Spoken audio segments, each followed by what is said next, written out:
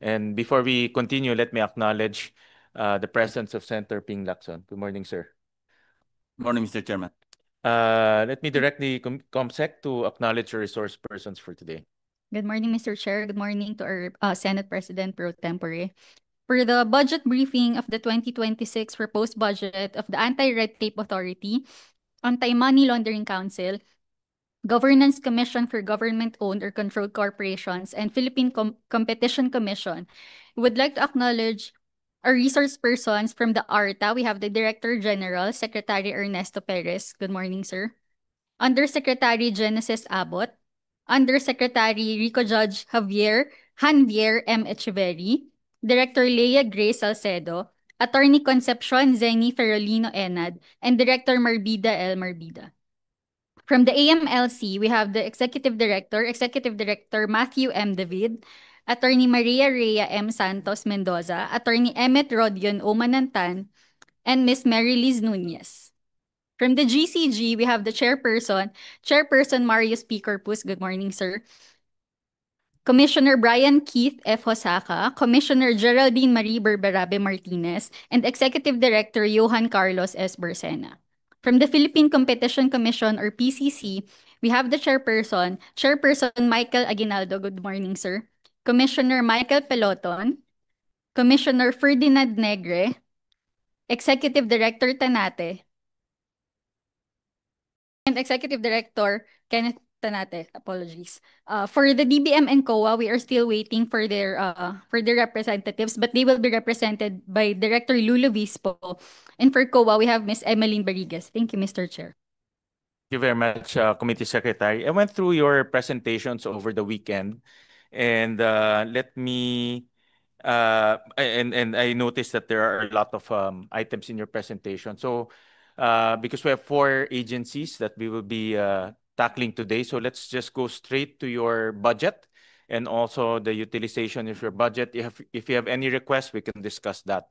So, for an orderly discussion and with the indulgence of Senator Lacson, we can proceed with the presentations first, starting with AMLAC and then with ARTA and then with PCC and then we end with GCG. And then after that, we'll open the floor for questions.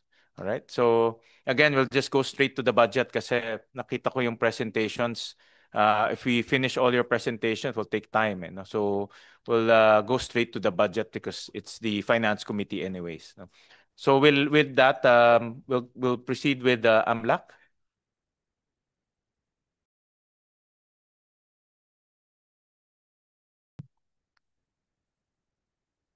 Good morning, Mr. Chair. May we request that our presentation be flashed on the screen, Mr. Chair?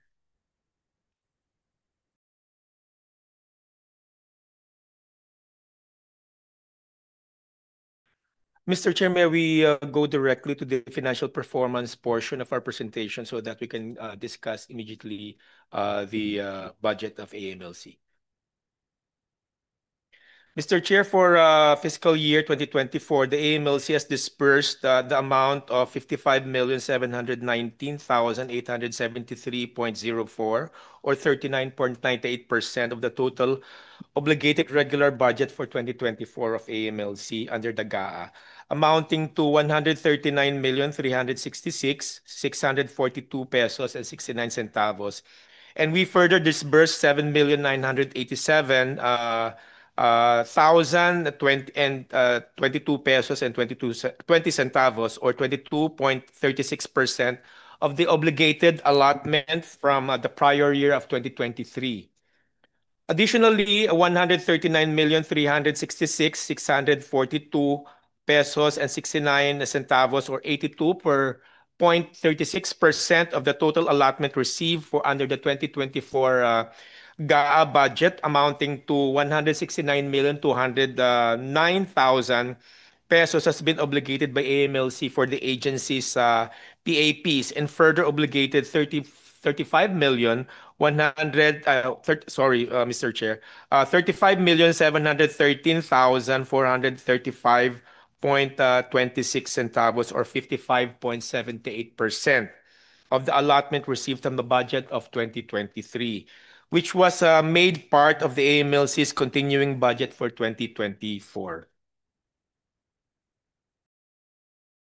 For the financial performance as of the first semester of fiscal year of 2025, the AMLC has disbursed already 33,522,415.95 centavos or 90.79% of the total obligated regular budget for 2025 under the GAA, Mr. Chair. And further disbursed 80,616.01 centavos or 8.20% of the obligated allotted received from the prior year of 2024, which forms part of the AMLC's continuing budget. Furthermore, 36,923,853 0.81 centavos or 22.61% of the total allotment received for the current year 2025 from January to June 2025 has been obligated by the AMLC for the agency's PAPs and further obligated 983,194 pesos and 23 centavos or 3.29% of the prior year of 2024, which form part of the AMLC's allotment received from the fiscal year 2024.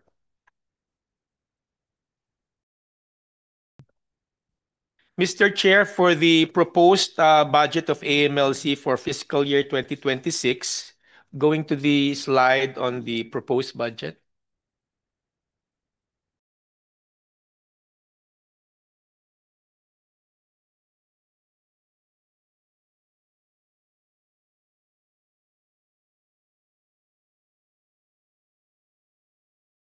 Yeah, we proposed a budget of 333,100,754 pesos and 41 centavos to fund the operations of the AMLC. A total of 7 programs, activities, or projects, or PAPs, have been identified in the consolidated list of projects for the AMLC that will entail a significant amount of both operating and capital expenses. Top PAPs are the maintenance and enhancement of AMLC cybersecurity and database, maintenance of ICT equipment and software, and interagency collaboration on domestic and international commitments with the risk assessment activities of AMLC. Other PAPs include efficient and effective prosecution of money laundering and terrorism financing cases, provision of administrative services to support the operations of the AMLC, and the regular maintenance and other operating expenses of our office. For the budget dimensions under allotment class, Mr. Chair.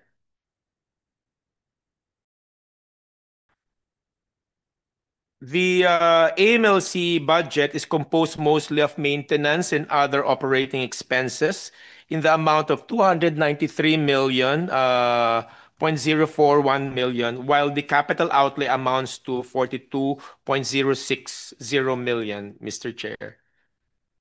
Maintenance and other operating expenses, or MOOE, for the support of the operations of government agencies such as the expenses for supplies and materials, transportation and travel, utilities including water, power, etc., and the repairs of our equipment, Mr. Chair. And for the capital outlays, or CO, or capital expenditures, an expenditure category or expense class for the purchase of goods and services, the benefits of which extend beyond the fiscal year and which add to the assets of the government, including investments in the capital stock of GOCCs and their subsidiaries from DBM definitions of term, Mr. Chair.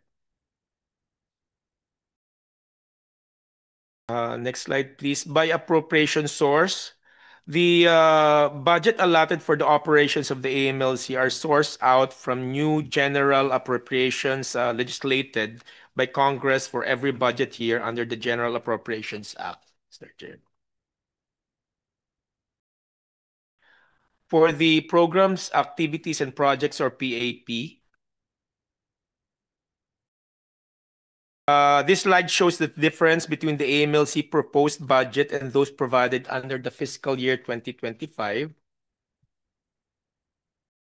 We highlighted items number 1, 2, and 3 as this budget pertains to items 1 and 2.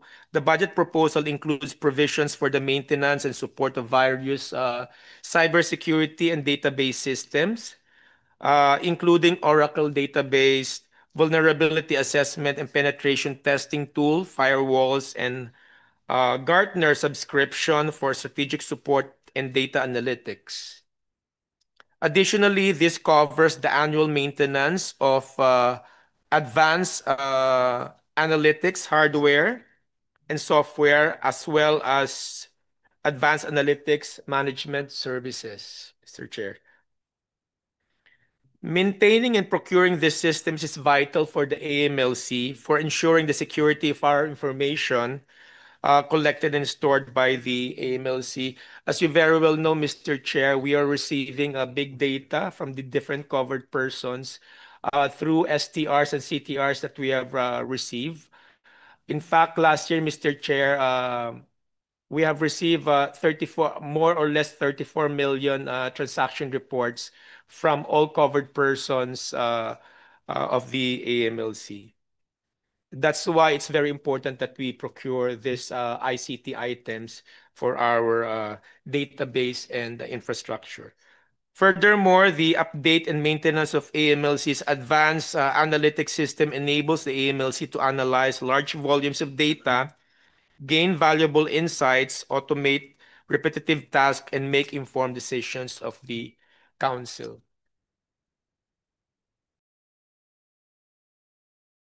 For item number 3, Mr. Chair, this includes our action plan to maintain standing with the Financial Action Task Force, or FATF, after being removed from the gray list last February. The AMLC Secretariat shall serve as the NACC Secretariat, the National AML-CTF Coordinating Council, and the NACS, or National AML-CTF Strategy for 2023 to 2027, will focus on improving the overall effectiveness of the anti-money laundering, counter-terrorism financing, and countering the proliferation financing system here in the Philippines. As Secretariat of the NACC, the AMLC will be organizing a number of meetings and activities of the subcommittees under the NACC, which is headed by the Executive Secretary. For the next slide, Mr. Chair, the PAPs, item number 6 is our action plan to file more money laundering and terrorism financing cases to show efficient and effective prosecution of money laundering and terrorism financing cases. The AMLC is the Financial Intelligence Unit of the Philippines, and as such, our function includes gathering of intelligence, identifying money laundering and terrorism financing, and sharing vital, actionable financial information with other intelligence and government and law enforcement agencies in our country. And in addition, also, we assist in the prosecution of these money laundering and terrorism financing cases.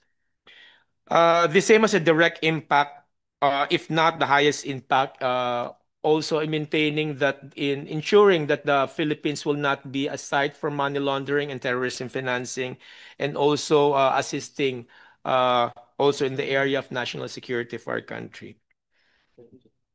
This priority PAPs includes the proposed budget for the confidential intelligence funds in the amount of 23 million. The AMLC, in order to combat terrorism financing and also money laundering, needs intelligence funds or confidential funds for our investigation group or the Investigation and Enforcement Department of the AMLC. The process of identification alone requires intelligence funds or confidential funds, and non-identification may lead to possible terrorist or money laundering activities. Without any financial funding, this project for an efficient and effective prosecution of money laundering and terrorism financing cases may not be possible, Mr. Chair.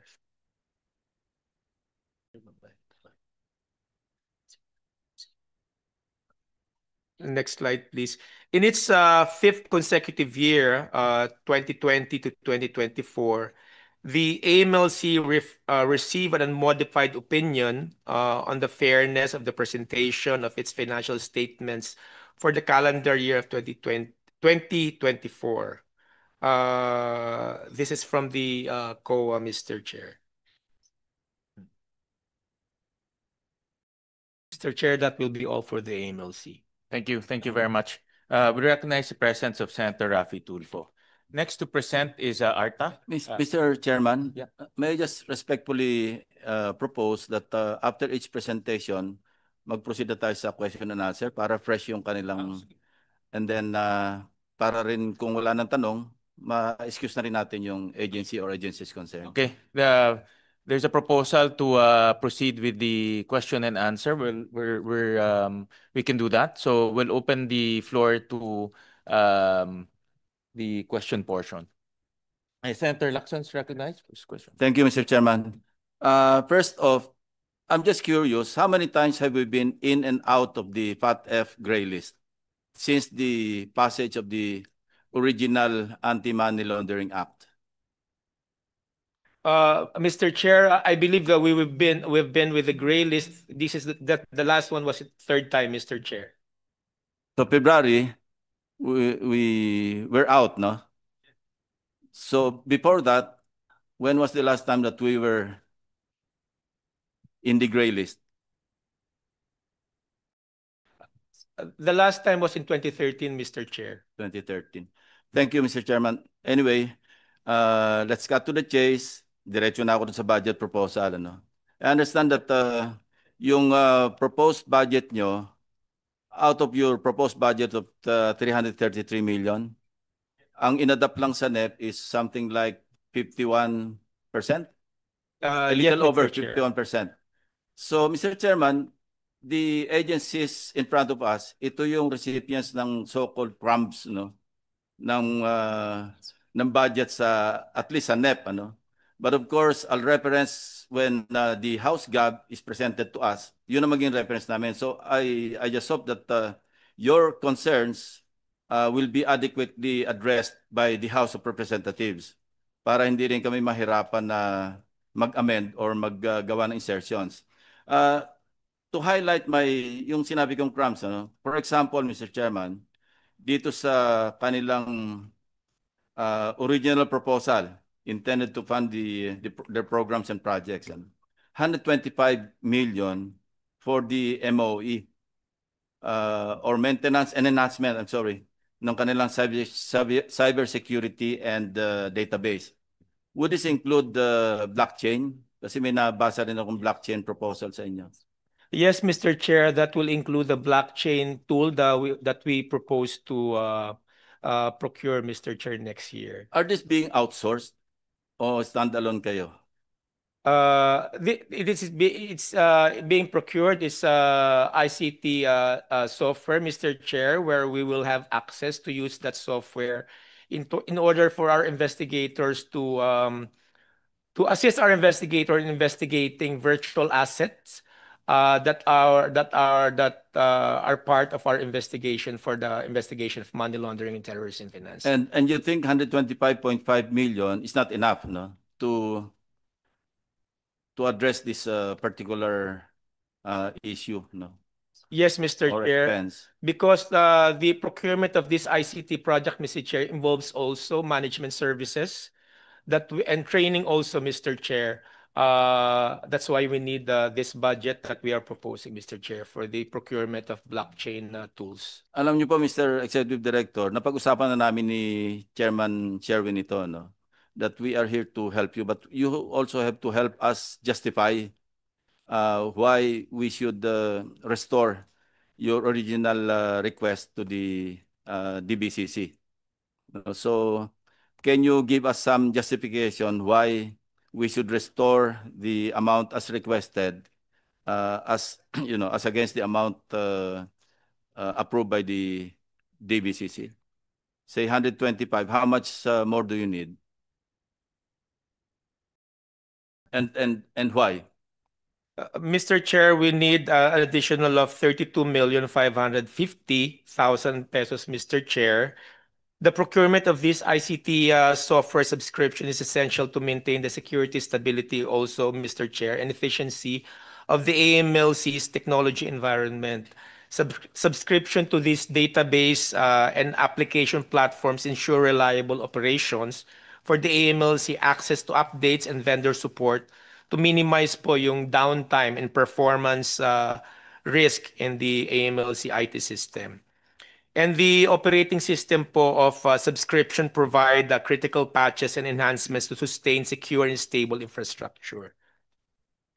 In relation to the also to the other maintenance of ICT equipment, Mr. Chair, and software equipment that I mentioned a while ago, the procurement of this items, Mr. Chair, will include repairs and maintenance services that are necessary to ensure continuing reliability, security, and efficiencies of the ICT and physical infrastructure of the AMLC.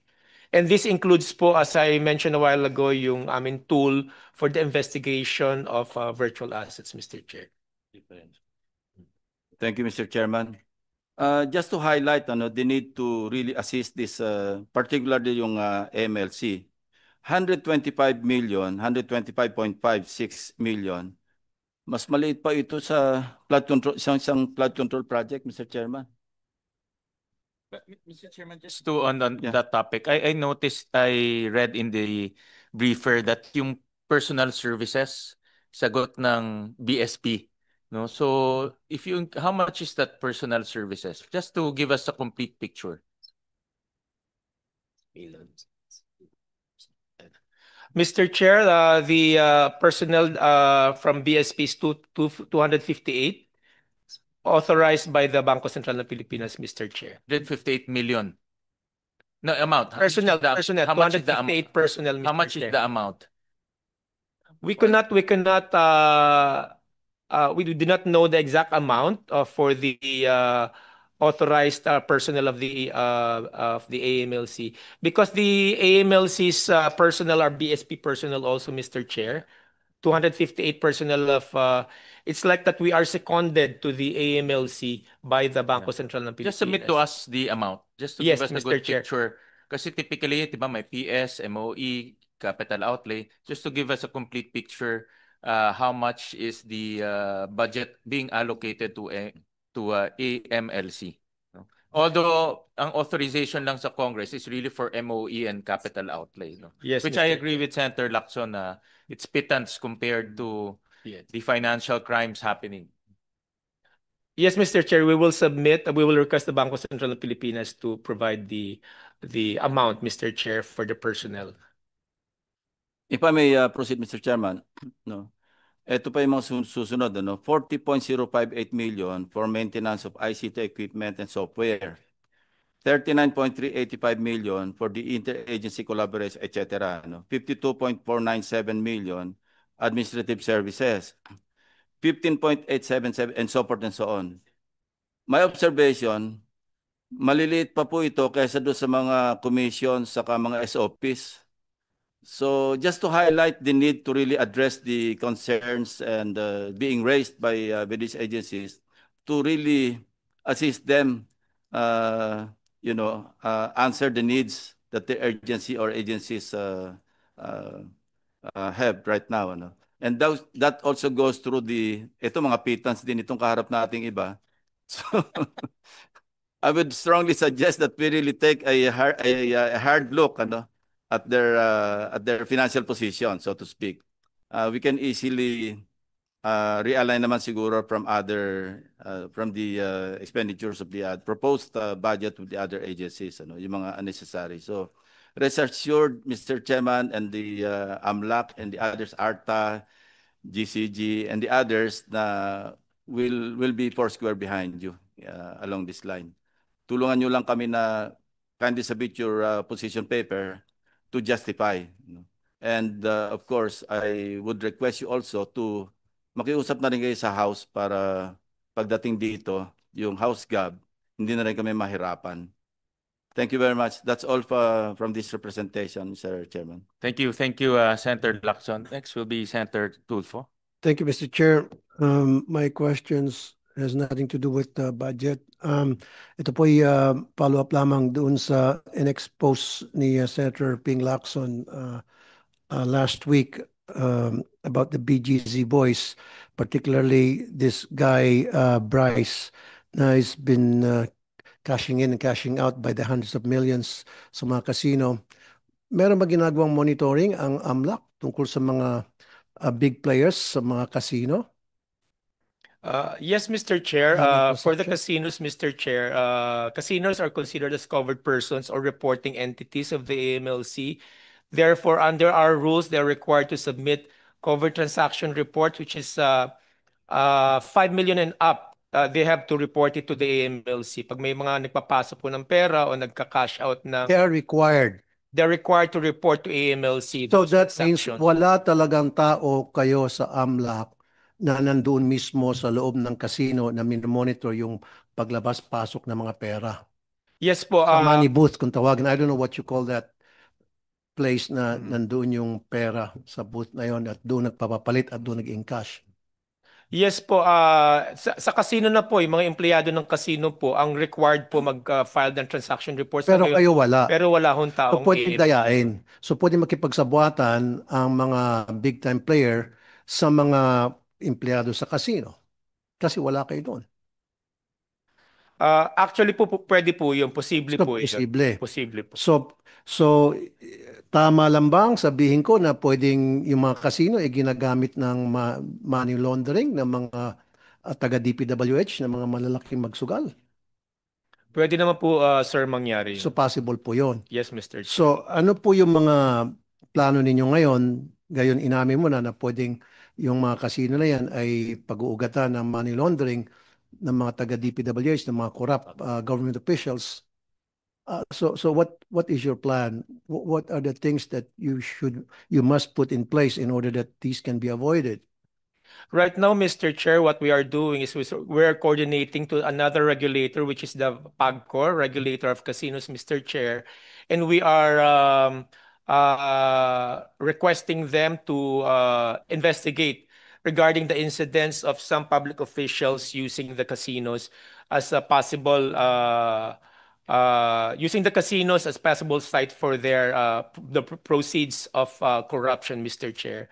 We're doing that right now together with the PAGCOR, and we are also investigating the persons, particularly yung mga DPWH officials who entered this casino, Mr. Chair. Not everybody, pero may kasabihan na everyone has a price. So paano kung nagpagsabuatan ng mga taga-PAGCOR sa mga taga-casino, sa mga players? So paano kung nagsabuatan yung tatlo? PAGCOR, tapos yung casino employees, and mismo yung mga players. Kung tatlo yung nagsabuatan, and we're talking by the hundreds of millions, magkano lang 1 million ibibigay na suhol? Paghati-hatian na nila, di usot na. Doon naman po sa mga casino, as I mentioned po, yung mga casino po, we can conduct on-site, targeted on-site examination of these casinos to determine whether or not they have violations of our implementing rules and regulations. You're hearing me but you're not listening. Yes, sir. Yes, sir. Ang gusto ko sana i-point out, sana merong taga-AMLA na nandun mismo sa loob ng casino, sa booth, na kung saan nagkakaroon yung transaction, yung actual transactions na nagka-cash in and then nagka-cash out, or cash out and cash in, the other way around. So meron nagbabantay talaga, nakikita yung every transaction. So, doon na sa malalaki. Pag yung mga maliliit lang, 10,000, 100,000, you don't have to be there. You don't have to monitor those. Pero pag pinag-uusapan na by the hundreds of millions or even 1 million above, dapat nandun yung AMLA na pipirma ka dun sa resibo na yes, ito'y pinanalunan ni Pedro Santos, ni Juan de la Cruz. May pirma yung AMLA. Kasi kadalasan, di ba, cheque na yung binibigay sa kanila. So yung cheque na yun, di legit na yun. Papasok na pera na kinurakot. And then magpapatako niya 100 million, pinasok. And then magpapatalo ng 5 million, sabihin natin 5 million, tatalo. Yung 95 million, ibabalik doon. Paglabas, naka-cheque na, payable to cash, malinis na pera na yon. At wala kayo doon sa AMLA. Sabi niyo, umaasa lang kayo sa report ng PAGCOR, sa report ng casino. Eh paano kung nagsabuatan nga?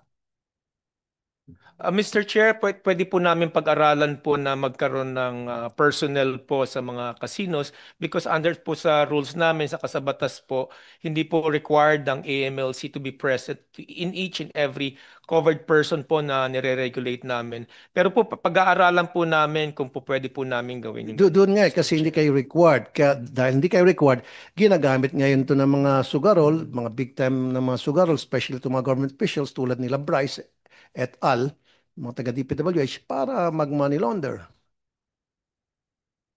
See? Mr. Chairman, with the permission of Senator Tulfo, I Go ahead. guess ang point na nire-raise niya is how efficient is your digital or online monitoring?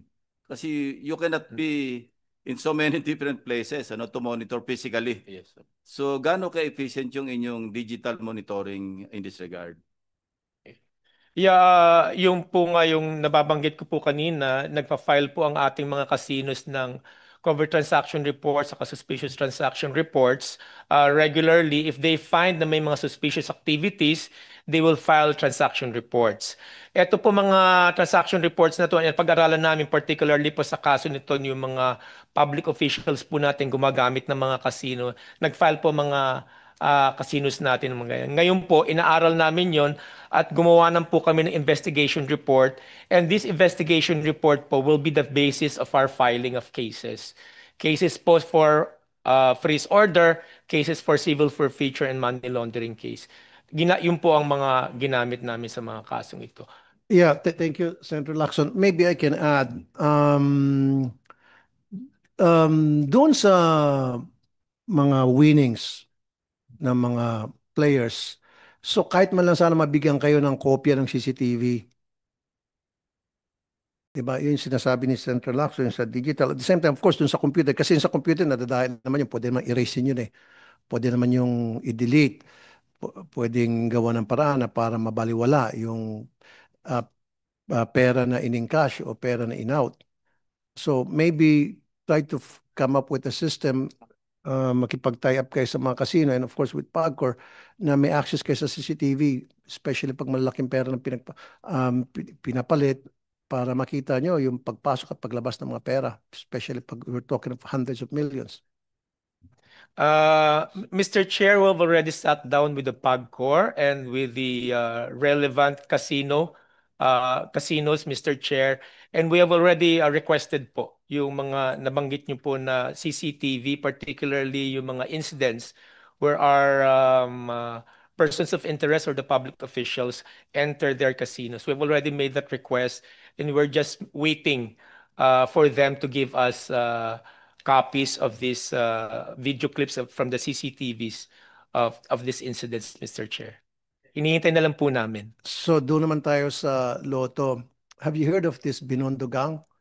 Na-hearing ko na ito, Mr. Chair, I think last year, na I don't know, maybe they have connections with people sa PCSO where tumataya sila ng ilang milyon, different, nagtataya sa mga iba't ibang mga outlets.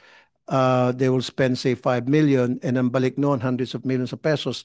Maybe sabi nga nila baka may dayaan na doon sa PCSO, nadadaya na numero. So that's another way of money laundering. Papasok sila ng pera, meron sila siguro ng timbre kung anong numero nalabas.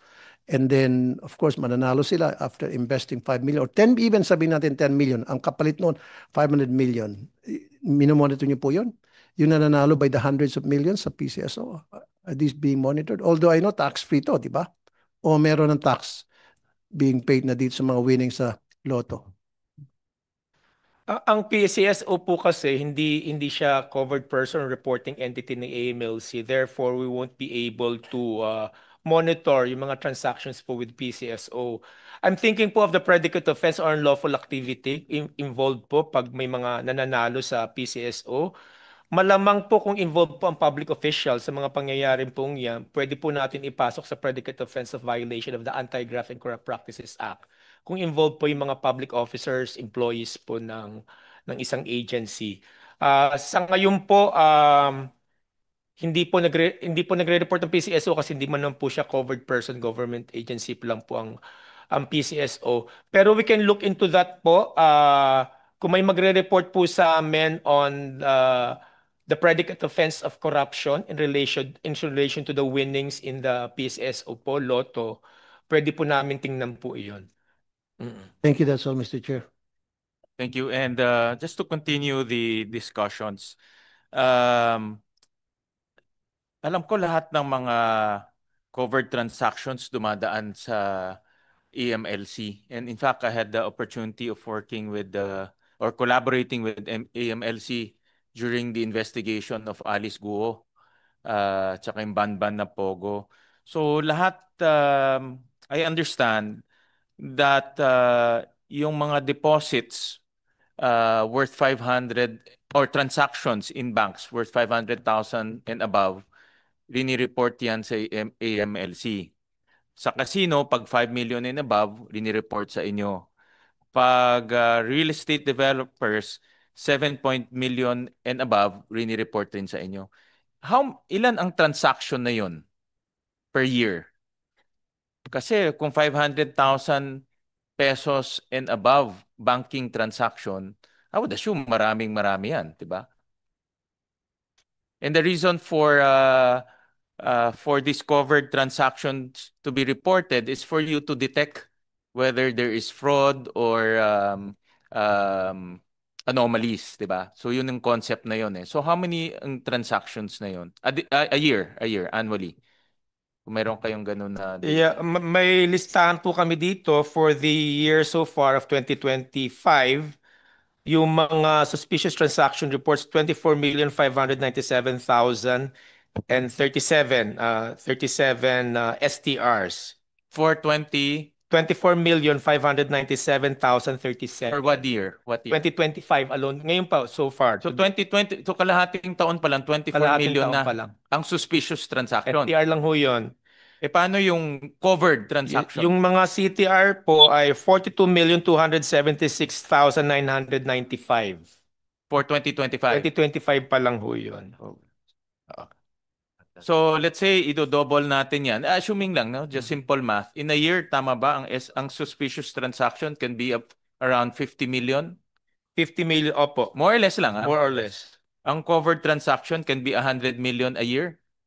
Yes, Mr. Chair. So you're now talking about monitoring 150 million transactions a year. Yes, Mr. Chair. Yes, Mr. Chair. So, Mr. Chair, pwede makasingit? yeah, go ahead. Sorry, isa lang. Last na lamang po, Oo. Mr. Chair. Talaga, Dave.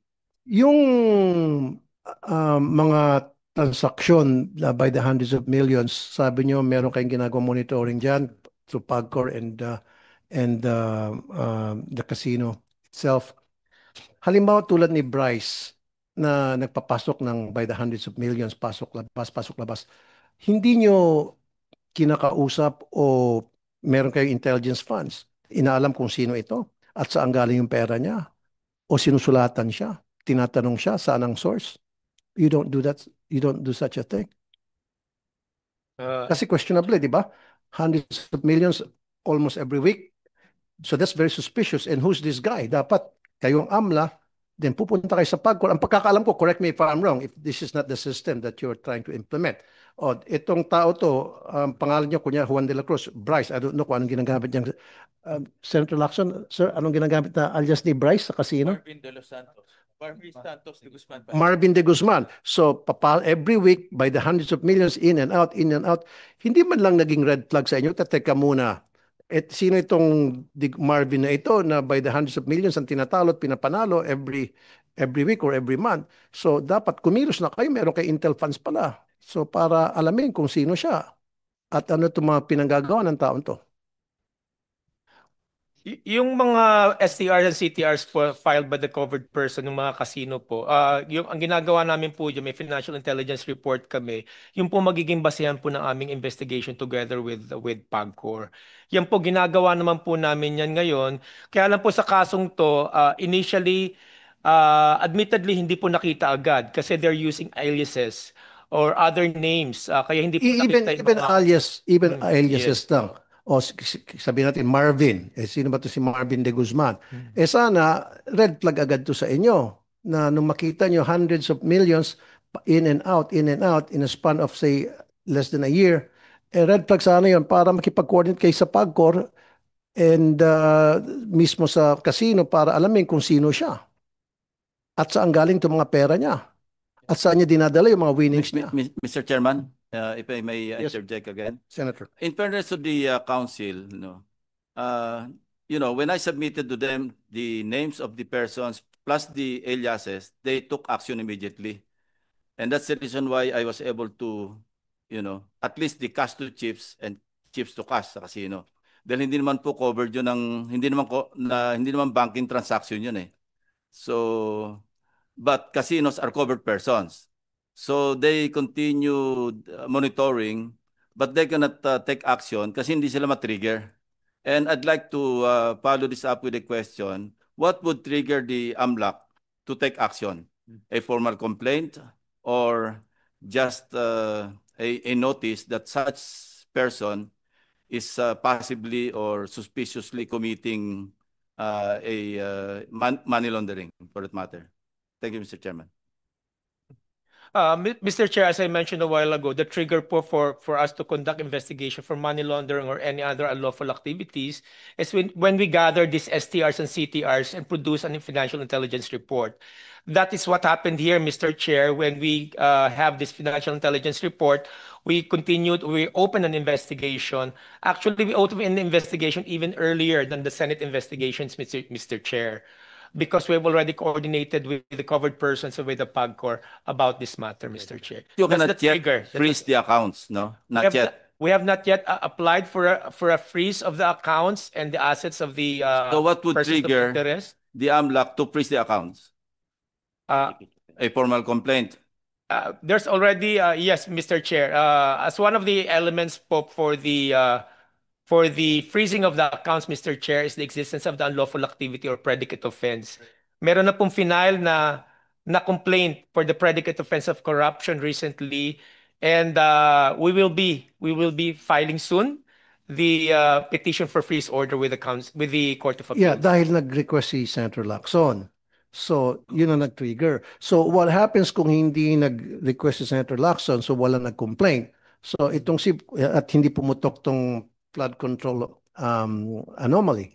So, tuloy-tuloy lang itong si Bryce magsusugal for 1 year, 2 years, 3 years, by the hundreds of millions, and who knows kung saan niya dinadala yung mga daan-daan milyon niya, abutin ng bilyones, baka mamaya, pinafine siya sa terorista, dinadala sa Sulu, binibigay sa Abu Sayyaf, etc. So, dapat meron kayong way na magti-trigger and regardless kung may complaint man o kung meron mang lumapit sa inyo para mag-investigate o para mag-inquire, dapat meron kayong way na para ma-monitor nyo pag malakihan ng perang pinag-uusapan by the hundreds of millions, that should serve as a red flag para mag-usisa na kayo sa PAGCOR at saka sa casino para mag-start na kayo ng inyong investigation. Pwedeng para sarili nyo lang muna and then later on, pag nakita nyo na meron talagang anomalya, then pwede na interagency investigation. Yes, Mr. Chair. At ang primary responsibility po, ulitin ko lang po, ang primary responsibility po of conducting compliance due diligence and customer due diligence and enhanced due diligence po ay nakasalalay po dun sa designated personnel ng covered person. In this case po, yung mga casino, and this designated compliance officer of our casinos are the one in charge with monitoring the transactions of their players in the casino by conducting the appropriate due diligence, whether enhanced due diligence yan o kaya ordinary customer due diligence. Yun po. Tapos po, kailangan nila mag-file ng transaction report.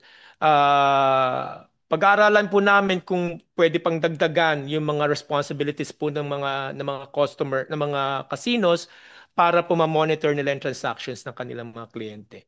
Thank you, Mr. Chair. We recognize the presence of Senator Erwin Tulfo and the equally dashing Tulfo. Tutuloy ko lang yung tanong. The concept of covered persons and covered transactions is i-report yung transaction and then kasi itong transaction na ito dapat merong basis, di ba? For example, I remember pag meron kang deposit na 500,000 o meron kang ini-issue na check of 500,000, ang daming tinatanong yung bangko eh. Diba?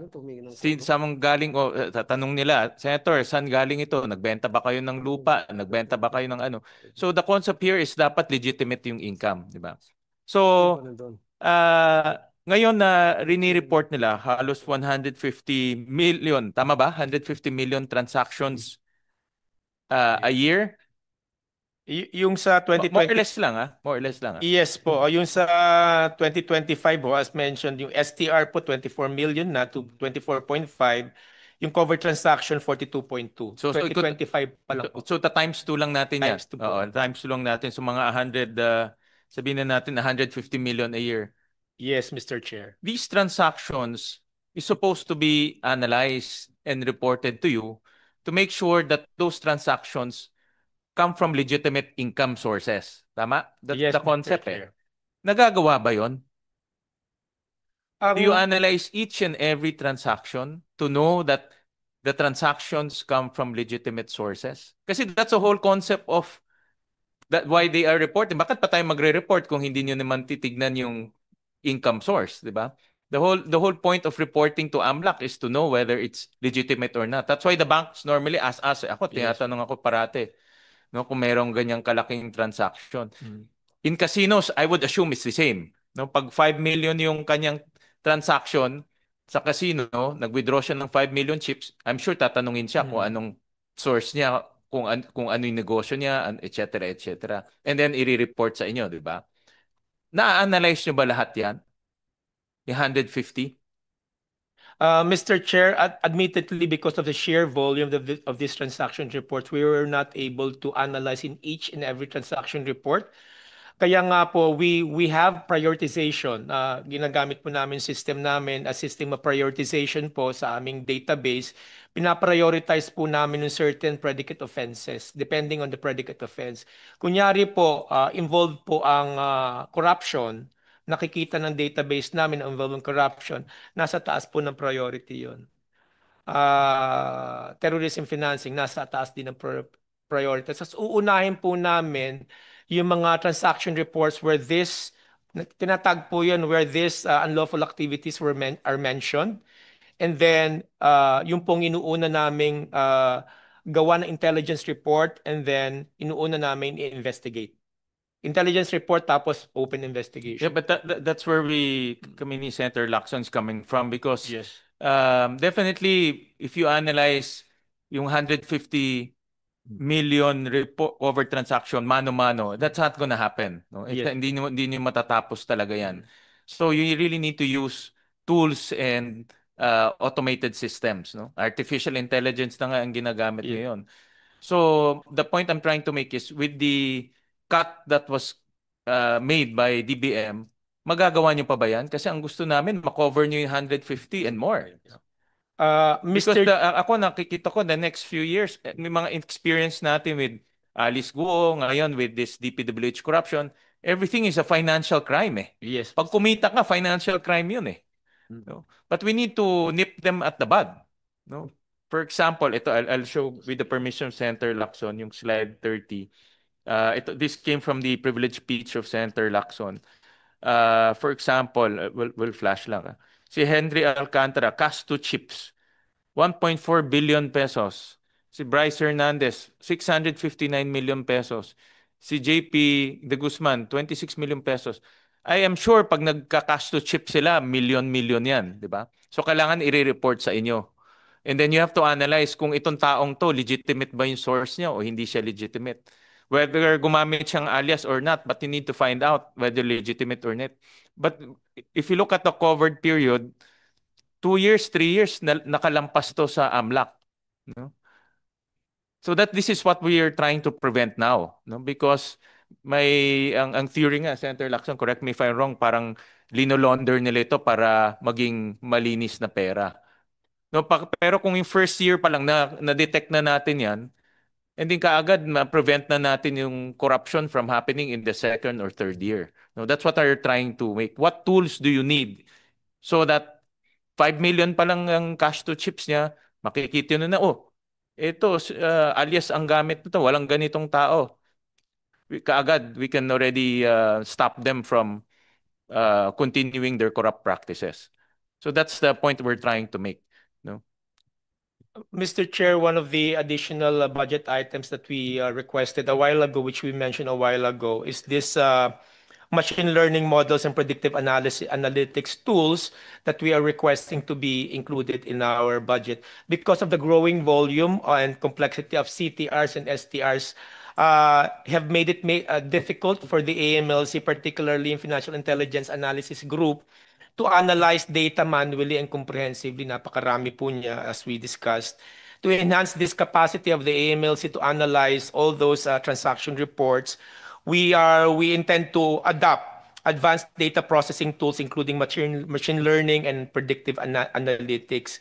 These technologies po will enable us to have a faster and more accurate identification of patterns and anomalies po sa mga transaction reports natin with large data sets, improving the efficiency and effectiveness of detecting potential money laundering activities, as we can see in the CTRs and STRs that the reporting entities are submitting. Ito po is one also of course, our end goal here is to safeguard the financial system from illicit transactions, from money launderers and also from terrorist financiers, Mr. Chair. Senator Tulfo. Yeah, Mr. Chair, I would like to address my question to AMLC. Correct me if I'm wrong, you were asking for 170.161 million for fiscal year 2026 budget. Is this correct? Yes, Mr. Chair. All right, Mr. Chair, will this be enough? Will this be enough so that you guys will be proactive in curbing money laundering? Kasi if it's not enough, then we can study, we can review here, ano pa ang kailangan ninyo if it is not enough. Because kagaya po ito, nalusutan po tayo nitong mga taga-DPWH po na ito dahil sinasabi nyo na may threshold po na kailangan bago sila mag-report. So what do you need? Will this be enough, Mr. Chair? Mr. Chair, this will not be enough, Mr. Chair. As I mentioned during my presentation, sana po maibalik sa amin yung difference na 162,940 and that additional above the NEP approved, Mr. Chair, that will be sufficient po for us to procure the ICT tools that we need to procure in relation to the performance of our mandate, Mr. Chair. So, Mr. Chair, your request was how much, a total? So it was 200, 300? Is this correct? Mr. Chair, our proposed budget is 333,101,000, Mr. Chair. And the NEP is 170 million only, Mr. Chair. And the difference, there's a difference of 162,940,000. So you're saying, Mr. Chair, if we give this to you, can you guarantee na wala po makakalusot na ulit ng mga tao or grupo, agencies na maglulonder po ng pera ng bayan? Can you guarantee that? Because we will have to take a closer look at this because we have an example here. Clearly, yung ginawa po ng mga DPWH employees na dumaan-daan lang, parang pinaikot-ikot, they just circumvent the law. So, yung sinasabi mong additional 160, will this be sufficient and can you guarantee na may iwasan na ito at hindi na maulit yung ginawa ng mga officials na ito, Mr. Chair? Mr. Chair, there's no 100% guarantee that this activities that we are discussing a while ago will not happen again because there are investigation of money laundering, Mr. Chair, is a whole of government effort. We need the cooperation of our covered persons, including the casino, and other regulators also, including the PAGCOR, among other regulators, Mr. Chair. But definitely, Mr. Chair, the budget that we are requesting, Mr. Chair, will help us on the part of the AMLC to perform on mandates, particularly po yung analysis, gathering, and collecting of the millions of transaction reports that we are receiving, this big data that we are receiving from our covered persons, Mr. Chair. Mr. Chairman, with the permission of Senator Erwin, alam mo, sa silence kanina while he was pursuing his questions, nagbubulungan kami. So, ang pinag-usapan namin is, ano yung almost foolproof na system, digital system? The point I'm trying to drive at is, itodo nyo na No? Huwag yung sabihin na walang hindi 100% sure na mamomonitor nyo lahat. So ano pa yung kailangan nyo? Anyway, hindi naman masyadong malaki compared to the humongous yung entire budget. So kung pwedeng sa position paper ninyo, maski lampasan nyo pa yung sa NEP na nare-request nyo na hindi pinagbigyan, isubmit nyo na and let's see what we can do, no? At least in the Senate. So, yun ang request namin. Mahirap yung walang guarantee na para mo na rin sinabi, ED, na hindi namin kaya.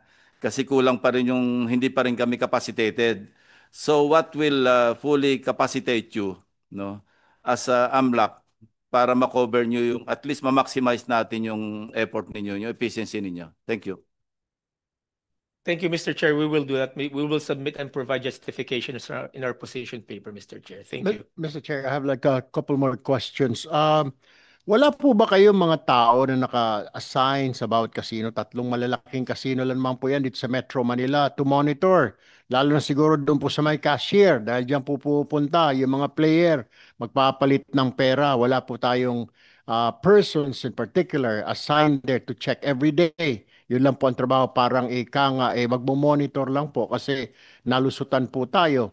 Daan-daang milyon pong bit-bit na pera, nakamaleta, wala man lang. Siyempre, ang casino, definitely they will not report these incidents kasi income po yun. Wala silang pakialam kung hinold up yun, ninakaw sa taong bayan. So my question is, meron po ba tayong tao na naka-assign dyan? Mr. Chair, wala ho kaming tao na naka-assign sa ating mga casinos. Ang in charge po sa pagkukonduct po ng customer due diligence talaga po yung mga compliance officers or designated officers po ng mga casino to conduct profiling of their customers, to request KYC documents or KYC information from their customers. And this is one of the responsibilities of our covered persons, including the casinos po. Ang mga responsibilidad po ng mga casino as covered persons, ganito po. Number one, yung conduct po of due diligence. Number two po, yung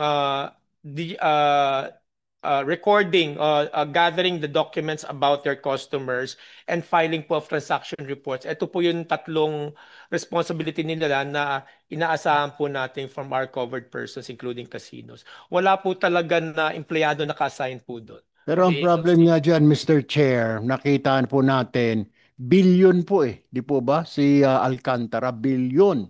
Yung isa, daang milyon. Daang milyon. Ibig sabihin po, yung compliance officer nila, hindi po tumutulong. They're not reporting this to you, to your agency. Kaya po nakalusot. Kaya nga po, ang sinasabi natin, pwede po ba in the very near future or as soon as possible, maglagay po tayo? Kasi kung asahan lang po natin yung compliance officer, tahimik po yon dahil income po nila yon Definitely, they will not report to you na, oy, AMLAC. Kasi common sense dictate, Mr. Chair. Ang apelyido ng isa, Villanueva, daang milyon na dinala. Yung isa, Asuncion. Sabi nga ako sa mga news release kanina, hindi naman po ito mga tycoon. Mabuti sana kung mga Chinese sounding name. Hindi rin po sila galing sa angka ng mga bilyonaryo natin. Bakit ganun? Saan kinuha ni Asuncion? Saan kinuha ni Villanueva yung mga pera na ito? Common sense kahit yung ordinaryong cashier, kahit ako siguro pumasok sa trabaho, biglang may makita ako may dala-dala na 25 million, 50 million every week, may ganon. Then it would have been the responsibility. Pero hindi nga nila po ang ginawa yung kanilang trabaho. Kaya nga po sinasabi natin, what do you need? That's why we're asking. Aside from this, yung sinasabi ninyo yung mga equipment, do you also need for additional personnel to put in there, to be assigned there, Mr. Chair? Mr. Chair, aaralin po namin yung pag-assign po ng personnel sa mga ating mga covered persons o sa mga casinos. Definitely po makakatulong naman po ito sa pagmamonitor. Aaralin po namin yun because under the law po, hindi po kami required mag-assign ng mga personnel po sa ating mga covered persons. Pero nevertheless po, we are conducting po frequent on-site regular examinations and compliance checking po sa ating mga casinos saka sa mga covered persons po natin. Nagko-conduct po kami ng examination kaya nakikita po namin yan. Thank you, Mr. Chair. Edie, I think the point the centers are trying to make, gusto namin kayo tulungan. because gusto namin tulungan yung bansa natin mahinto itong ganitong mga corrupt practices. And even during yung kay Alice Go case, nakita namin, alam ng AMLAC ano ang gagawin. And I'll call a spade, mabagal lang na detect at mabagal lang yung action. Now we want to capacitate you, give you the tools so that earlier on, madedetect na natin, earlier on, ma-investigate na natin, earlier on, mafa-flag na the Senate or the enforcement authorities, mahinto na natin. Kasi pag hindi mahinto, tingnan nyo kay Alice Go. Nung hindi natin na-detect, napatayo niya na yung Bamban facility, di ba? Napatayo niya na. 7 billion worth yung Bamban facility, napatayo niya na. Pero kung earlier on pa lang, pagpasok ng pera, na-detect na natin, kailangan na nahinto na natin. The same with the DPWH investigation ni Senping. Kung earlier on pa lang, na-detect na natin na si Joseph Castro Villegas, wala namang negosyo kasi you have to check kung may negosyo siya. Nakat na natin yun. Pero umabot pa ng 3 years eh. That's the point we're trying to make. And we understand that you're covering close to 150 million transactions a year. No, physically, no, if you do it manually, that's impossible. So, ang susundan ko lang yung tanong ni Senator Tulfo, yung 162 million na additional request, will that enable you to fully capacitate yourself in order to prevent this type of financial crimes to propagate, and also assure the Senate that you will have the capacity to already stop it at the beginning. Yun ang point we're trying to make. Can we get that confirmation or assurance or some form of comfort? Yes, Mr. Chair, definitely the additional budget or the difference from the NEP to the proposed budget of the AMLC, if that will be given to AMLC, that will definitely assist us in ensuring that we detect and identify money laundering and those commission of those predicate offenses early on, Mr. Chair, and in a timely manner, Mr. Chair. Kasi diba ang Definitely. theory, like for example sa casino, in the case of Henry Alcantara, ang alias niya Joseph Castro, kung nai-report, I'm sure nai-report to sa inyo, no? Kasi 1 billion yung kanyang cash to chips, no? Yes, Mr. Chair, as covered transaction Correct. reports. Kung na-report to sa inyo, sana itong Joseph Castro, nakita nyo na kung ano yung negosyo niya. Di ba? Legitimate ba yung negosyo niya? I believe, Senping, parang ang disclosure niya, contractor. Di ba? Pero titignan, kung ako titignan nyo rin kung itong company niya is legitimate or not. Hindi lang dineclare niya contractor. Ano ba yung kanyang ano ba yung kanyang construction company? Ano ba yung income ng construction company? Ano yung dividends na dinideclare niya every year sa kanyang sarili or sa kanyang stakeholders? PGC boys lang yung dinito. Yung mga ganun ba? No? Kasi pag na-detect na natin yan na ito pala ay ano pala, spurious pala, then kaagad na ano na natin, nahinto na natin to. But nagtuloy-tuloy siya eh. Eh nakita rin namin to in the case of Alice Go, nagtuloy-tuloy sila eh. From 2019 all the way to 2024. No? Nagtuloy-tuloy sila. So we're relying on AMLAC to detect this because I can see that all crimes will have a financial component because there's something to gain. Eh. And we will rely on AMLAC to detect that earlier on. No? So ang question namin, will the 162 enable you to detect it early on so that we can nip it at the bud? Yes, Mr. Chair, the additional budget that we are requesting, definitely, if that will be provided the AMLC, definitely it will help us, as I mentioned, detect early on money laundering activities and even corruption activities and identify and file the appropriate cases early on, Mr. Chair. In this case, nothing is too late, di ba? Dahil merong provision doon sa amendment ng when we placed casinos sa amendment na naging covered persons, meron doon na tinatawag na web of accounts, di ba? Yung kaya nyo habulin, maski na ilipat, hindi po ba? Yes, there's a money laundering po, ganun. Kaya po nabulan kahit na-withdraw na, pwede po namin habulin yung na-withdraw amount. Kung kanino napunta. At kung yun napunta, we will eventually detect that through related accounts po. Ang related accounts po, pag lumipat from one account to another, dun sa yung related account yung pangalawa, hahabulin din naman namin yung tao ho. Kung So saan ilang napasok layers yung pera. kaya nyong habulin? Especially kung related yung mga tao. Basta po related nare-report to each po ng other. ating mga covered persons, makikita natin yung web of accounts na pinagpasukan ng mga pera or mga funds or assets. Thank you. That's all for now. And by your leave, Mr. Chairman, meron po akong meeting and ang pledge ko to support also goes through sa ibang mga agencies na nandito. I'll just await the submission of their position papers. Kaya that's my commitment kasi mga crumbs itong karap natin. Thank you, Mr. President, Mr. Chairman. Thank you, Senator Lacson. With that, any more questions to Arta? Senator? Kung wala naman po, I don't have any more questions to AMLAC. In fact, AMLAC, you can see the support of our senators because talagang we're relying on AMLAC to detect financial crimes maagang-maaga pa lang para hindi na siya lumala. No? Kasi kung ma-detect natin maaga pa lang and enforcement agencies are alerted, the Senate alerted, we can expose them, then hindi na lalala ito ng lalala. No? So, and that's why we are inclined to restore your 162 million with the assurance that AMLAC will have to increase its capacity and capability so that financial crimes can be stopped at an early stage.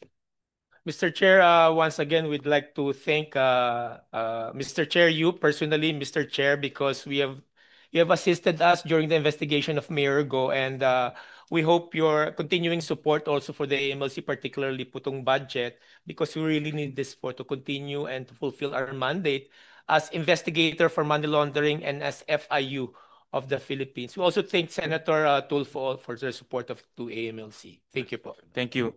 There being no questions for AMLC, the budget of AMLC is now deemed submitted for the plenary's consideration, subject to the discussion and submission of documents requested. So with that, thank you for coming over, and we'll follow the suggestion of Senator Lacson. I think it's more efficient para hindi nag-aantay lahat. So your excuse, we'll go to ARTA, and then after that, PCC and GCG. Thank you, Mr. Chair.